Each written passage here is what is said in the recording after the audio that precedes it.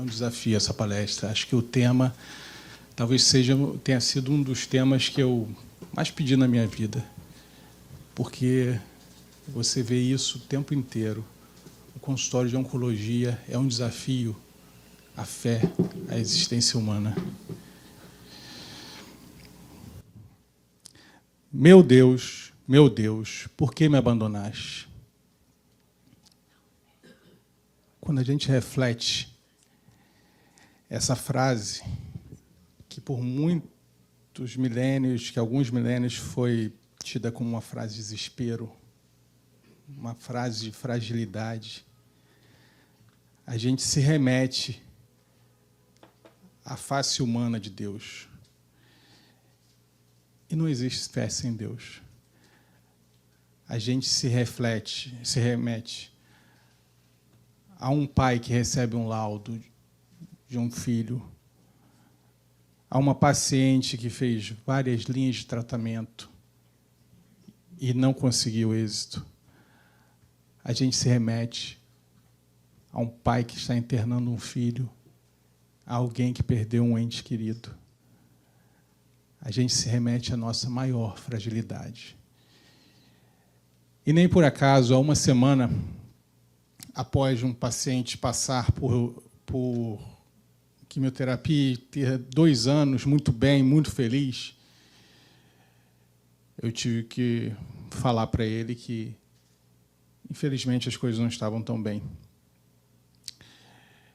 E, nesse momento, eu me remeti a São Francisco de Assis, quando ele, após passar até chegar num convento, passou por uma nevasca, era um frio atroz, e ele chegou nesse convento,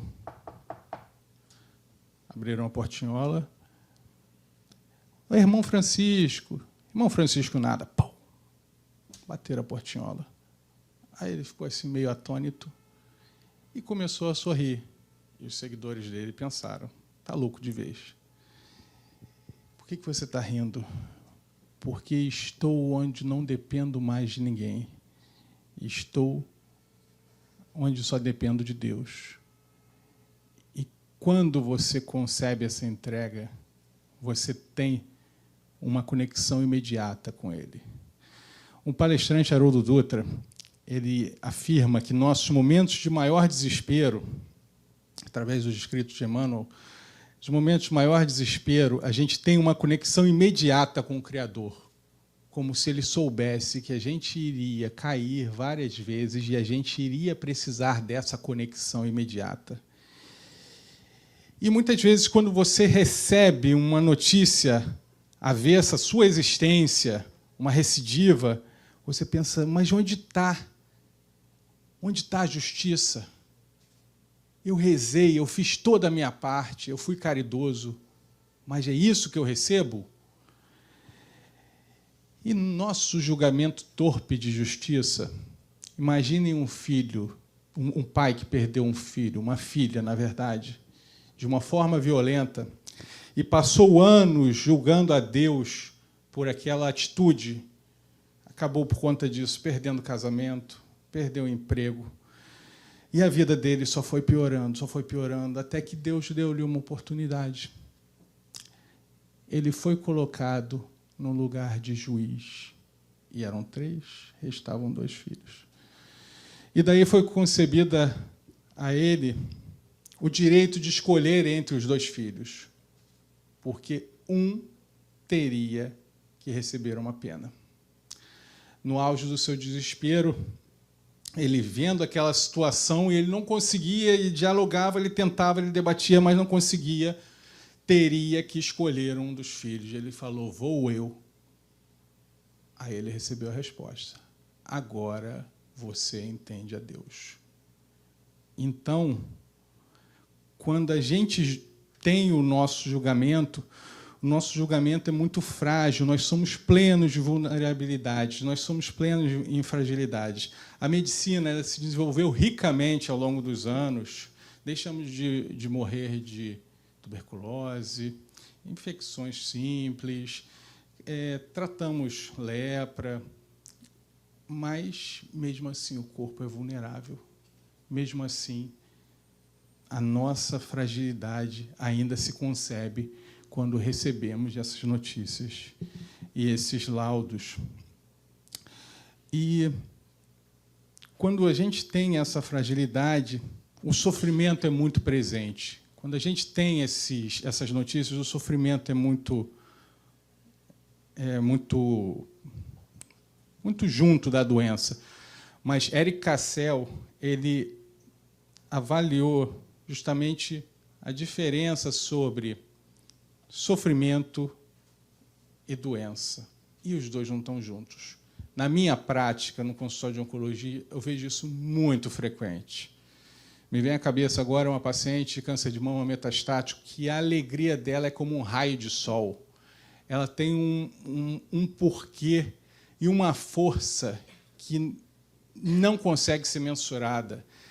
Ela tem os filhos no qual a luz da vida dela, a luz dos olhos, o brilho dos olhos dela é um menino autista que tem cada tirada, cada coisa que ela traz para o consultório, e a gente aprende, doença não tem nada a ver com sofrimento, são coisas à parte. Você pode ter a doença sem sofrimento, você pode ter sofrimento sem doença, mas a gente sabe que o sofrimento contínuo leva ao adoecimento. A gente sabe que, quando se arrasta um sofrimento de uma forma muito presente, ele leva ao adoecimento. Me lembro da minha formação ainda de oncologista, que eu fui a uma aula e ouvi uma frase que eu achei tão torpe, típica de uma pessoa que não tem conhecimento, mas estava sendo ministrada por um palestrante, e eu apenas já capturei para depois de entender. O câncer de mama é um câncer emocional. Tá bom. Depois eu fui buscar, essa frase está presente num dos principais livros de mastologia. E por que ele é um câncer emocional? Porque, quando você passa por um sofrimento, ele se reflete no nosso corpo. Então, a gente tem que ter sempre esse cuidado para que tratamos os nossos sofrimentos, seja através de amigos, seja através da psicologia, seja através da medicina. A gente não nasceu para sofrer. Deus não quer que nossa vida seja um sofrimento. Então, ele deve ser resolvido, digamos assim.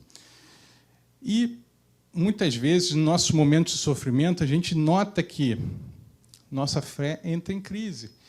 E a gente se pergunta, mas por quê? Trago também uma frase de Haroldo Dutra que fala: Deus é pedagogo. Em outra frase, ele fala: o diabo é bacharel em direito. Não dialogue com o diabo, nem Jesus tentou. Mas ele é um cara que realmente ele tem uma visão muito única sobre religiosidade. Então, a gente vê que, às vezes, quando a nossa fé entra em crise, a gente tem que se remeter ao alto. A crise espiritual não é o oposto da fé, é um amadurecimento dela. A fé infantil, ela só se concebe quando está tudo bom, quando é o que eu quero. Mas Deus é pedagogo. Ele quer ensinar através do sofrimento, porque é como nós realmente aprendemos de forma única. Eu já citei isso na última aula que eu tive aqui na Humanidades.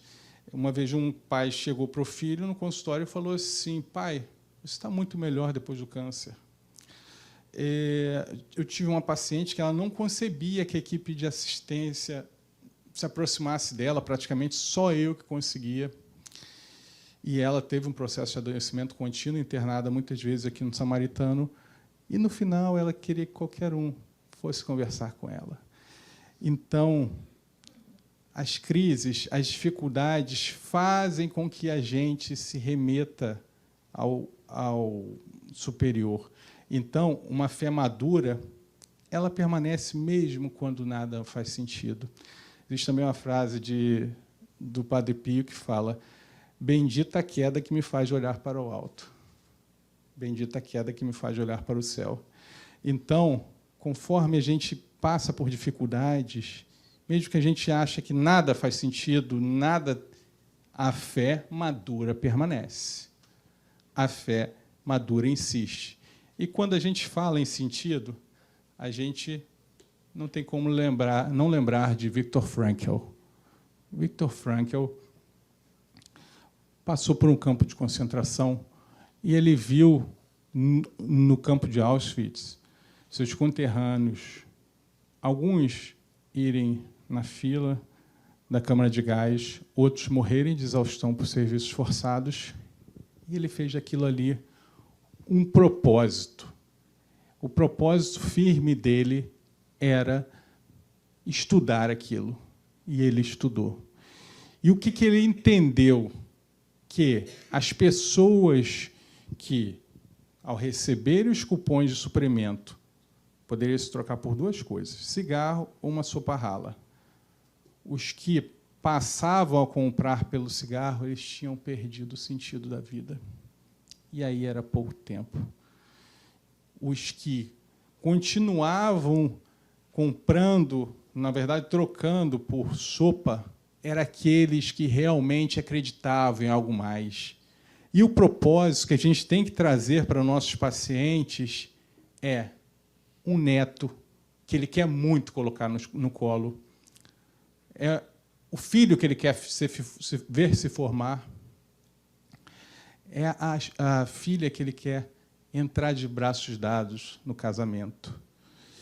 Então, a nossa obrigação como médico é trazer propósitos para aquele paciente que passa por essa dificuldade. E isso deve estar muito presente na consulta, porque, do contrário, somos apenas tratadores de doenças. A gente tem que tratar além do adoecimento, a alma. Aquela paciente que eu citei é a mesma que tem essa tatuagem da Fênix.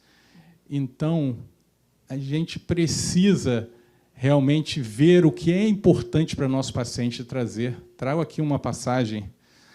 Lúcio Mauro, ele tem o filho dele, Lúcio Mauro Filho, os dois são atores, e o pai chegou num hospital, numa situação grave, e o filho falou: pai, você tem que melhorar. E o pai, reflexivo assim, já com certa idade, falou assim: por que eu tenho que melhorar, Lúcio Mauro? Por que eu tenho que melhorar? Aí ele não teve muita coisa para falar, os irmãos crescidos, ele já fazendo sucesso. Porque eu quero fazer uma peça e eu quero estrear com você. Eu quero nós dois no palco. E o pai brilhou os olhos assim. Tá bom. E o Lúcio Mauro Filho foi para casa e daí ele começou a escrever a peça que ele não tinha nem em mente. Ele deu o propósito ao pai dele. Ele estabeleceu o propósito de trabalhar junto ao pai dele. Então, essa é a importância. E quando a gente vê em oncologia, quando a gente vê no dia a dia, o que os pacientes ensinam, o que a gente consegue entender? Aqui você vê a mão de uma filha segurando sua mãe, gravemente enferma na época do Covid. Ela é médica. Essa mão está numa posição de súplica, pedindo. Então, o que a gente aprende através dos pacientes? Eu aprendi o presente, eu aprendi o dia de hoje. Hoje mesmo eu tive uma paciente que, ao diagnóstico, falaram assim: vai ter 6 meses. Doutor, meu cônjuge já foi, minha sobrinha já foi, e eu estou aí. Não somos ninguém para ter um determinismo. Claro, temos a ciência, e a ciência dá o embasamento. Ignorar a ciência passa a ser charlatanismo. A boa ciência deve ser aplicada, mas aliada à fé. Não é direito do médico arrasar a fé de nenhum paciente. Ela deve ser balizada pelo que está sendo visto. Estou vendo aqui situações graves, em geral é isso que acontece, mas vamos em frente. Então, o que eu aprendi é isso, porque eu vejo muitas vezes a Divina Misericórdia. E a Divina Misericórdia se concebe de formas silenciosas. Tive um paciente querido, na minha formação no Hospital da Lagoa, e, se não me engano, é Vinícius de Moraes que disse que o idoso tem licença poética. Seu Albino, eu falava para ele, seu Albino, só tem que caminhar para não te dar aquela injeçãozinha na barriga, o anticoagulante. E aí, de vez em quando, estava lá nos corredores, passava seu Albino de cueca, assim, estou a caminhar, seu doutor, ele era português, estou a caminhar. Fica à vontade, seu Albino. Até que, em um momento, seu Albino esteve gravemente enfermo e era eu que estava de plantão naquele momento. A enfermeira falou que os sinais vitais dele são muito baixos. Eu cheguei no ouvidinho dele e falei, seu Albino, o senhor quer uma dipirona? Não, doutor, estou muito bem. Um paciente que morre sem precisar de uma dipirona, isso não é divina misericórdia, eu não sei o que é. Quem dera a gente, na nossa passagem, poder partir assim. Então, eu via a divina misericórdia várias vezes, em vários momentos, em vários pacientes. E teve um paciente também do INCA, que eu vi de forma muito interessante. Ele chegou para a liberação, era um paciente de quimioterapia de câncer de próstata, e daí eu falei com ele, o senhor não está bem, eu não vou liberar essa químio. Doutor, pelo amor de Deus, libera a minha químio. Eu passei mal, eu não sabia que o INCA estava aberto, internei no hospital particular, tive que vender meu carro, mas agora eu estou bem, libera a minha químio. Eu falei, fique tranquilo, isso não é nada demais, é só um adiamento, eu não vou cancelar. Ah, doutor, libera. Fique tranquilo. O senhor vai para casa, o senhor vai se recuperar e vai voltar daqui a 14 dias e, o senhor estando bem, eu vou liberar o seu tratamento. Ele volta em 14 dias radiante. Radiante. E eu falei, mas o que aconteceu que o senhor está tão bem? Doutor, quando eu saí daquela consulta, eu estava desarvorado, desesperado, peguei o primeiro ônibus que me tirava daquele momento. Ele morava em Niterói. Acabou pegando um ônibus, puxou, desceu, quando ele viu que estava errado, e desceu na Praça da Paz. Muito. E daí, quando eu estava na Praça da Paz, eu vi um banquinho onde eu sentava com a namorada que eu tive, na época da ditadura, lá atrás. E eu amava tanto ela, a gente conversava tanto, a gente se amava tanto. Mas, infelizmente, ela acabou casando com um militar que era a vontade da família e nunca mais consegui vê-la. Mas eu fiquei naquele banquinho sentado, lembrando dos momentos, as conversas, e tarde da noite eu peguei meu ônibus e voltei para casa. E, a partir daí, eu comecei a melhorar, eu comecei a melhorar. Esse senhor é um senhor muito idoso, e o que eu tenho como entendimento é que essa parceira que ele teve levou ele para a paz que ele precisava. E daí, então, quando você tem um olhar presente dessa forma, você vê verdadeiros milagres, verdadeiras melhoras inexplicadas. Deus trabalha no silencioso, né? Deus trabalha em silêncio. Teve um caso muito interessante que paciente de uma doença hematológica, também na Lagoa, gravemente enfermo, pediu para casar com sua companheira. Celebramos o casamento dele, ainda com bala de oxigênio, fui a testemunha. E daí ele, no casamento, pouco tempo depois, a esposa dele teve um acidente vascular encefálico, foi internado no mesmo hospital, inconsciente. E ele, a gente já sabia, a doença dele foi progredida, e ele partiu, como já era esperado. O casamento era justamente porque era um último desejo dele. Quando a esposa dele melhorou e acordou, ela sabia que ele tinha partido. O que eu entendo como isso? Acho que aquela ligação era tão forte, aquele amor era tão poderoso, que ela não ia conceber partir sem ele. Então, Deus fez uma forma de ela estar inconsciente no momento da partida dele. Então, a gente vê verdadeiras obras assim de Deus quando a gente tem um olhar único para o que está acontecendo, né? E quando nada faz sentido, o que resta, o que sobra? Essa carta de Paulo de Tarso aos Coríntios, ela justamente fala sobre isso. Ainda se eu falasse a língua dos homens, se falasse a língua dos anjos. Sem amor, seria como o bronze que tine ou como o símbolo que soa. Se eu tivesse o dom da profecia e soubesse todos os mistérios da ciência e possuísse uma fé capaz de transportar os montes, sem amor, nada seria. E daí ele vai citando várias coisas sobre o amor. O amor tudo crê, tudo suporta, tudo espera. E, no final, ele coloca assim: agora permanecem a fé e a esperança e o amor. Entre todos, o maior de todos é o amor. Então, entre essas três coisas, fé, esperança e amor, o maior de todos é o amor.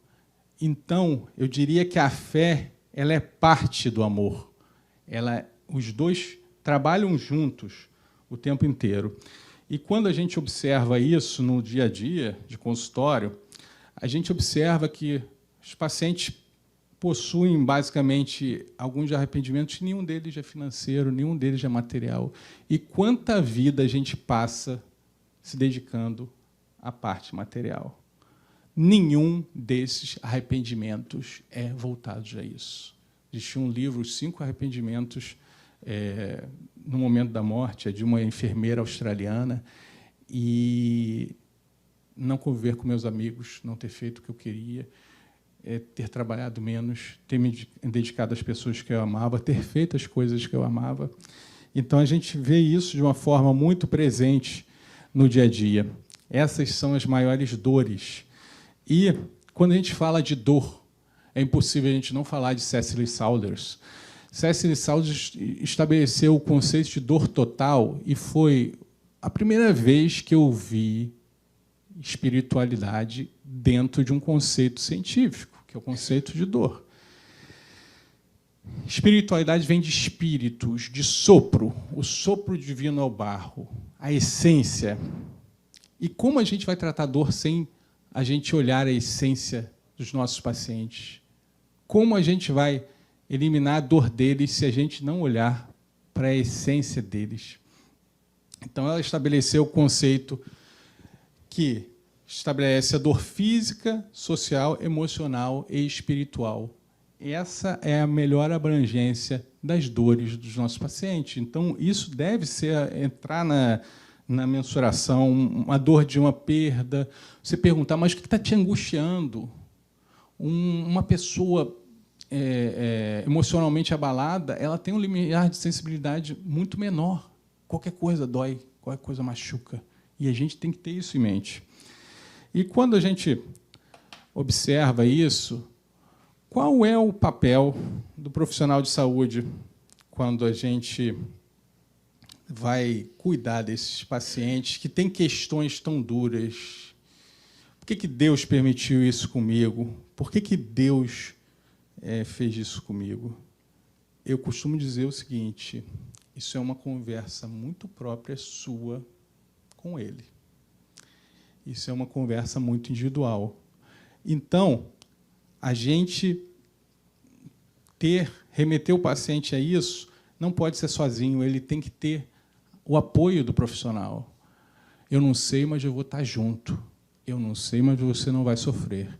Eu não sei, mas você não terá dor.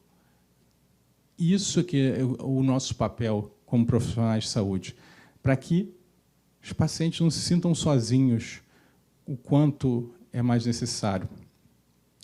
E quando a gente se remete à esperança, a gente tem esperança, mas esperança não é negar a realidade. É o que eu disse, a ciência também é feita por Deus. Tudo que... quando Deus falou, vocês curarão uns aos outros, não foi um toque mágico que levaria à cura. Foi através do desenvolvimento da ciência, o desenvolvimento da farmacologia, a enfermeira que aplica, o médico que prescreve, todos eles estão trabalhando. Então, me remete àquela pessoa que estava numa enchente e aí ia um barco, não, Deus vai me salvar. Aí veio o helicóptero, Deus vai me salvar. Veio outro helicóptero, Deus vai me salvar. E aí ele morreu, chegou lá em cima e falou assim, poxa, Deus, você não me salvou? Poxa, eu mandei helicóptero, eu mandei barco, mandei tudo para você, mas você não veio. Então, ele manda as coisas através de nós. E quando a gente observa, então, essas situações, a gente precisa se remeter a algo maior. Eu comecei a frase com o mestre dos mestres, né? O mestre de todos nós, em uma situação que pode ser considerada anteriormente como desespero. Mas quando você observa que ele falou, no mundo terão aflições, mas tende bom ânimo, eu venci o mundo. Então, quando a gente coloca aflições, fé, bom ânimo troca por fé ou amor, a gente vê o que ele quis dizer na caminhada dele e na passagem pela cruz. Muito obrigado, pessoal. Obrigada, quero agradecer ao Dr. Saramago,